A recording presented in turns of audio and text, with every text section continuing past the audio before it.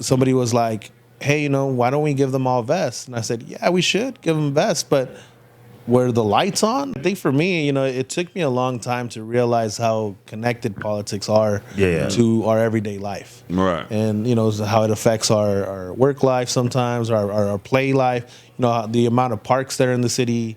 We always talk about the streets and the street lights, just, how do we just keep them on and make sure that, the neighborhood's safe? Like, we've got a homeless issue, and how do we approach that, right?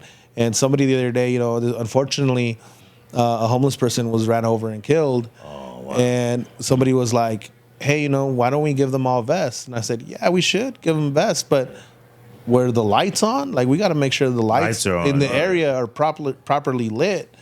And or are there even enough lights to make sure that these streets are lit? And That's true. I mean, you see stuff like as a homeowner now, like the way I was like, all right, cool. Like, I know that my property tax goes up about 2% every year. Cool. Right. But then all of a sudden my fire insurance went up $500 a month. And I was like, what does this mean? Yeah. Like, how do I figure this out? And because that's also $500 that I would say isn't going into the community, because I probably would have used it to buy from a local shop, pay for something local, help a local vendor.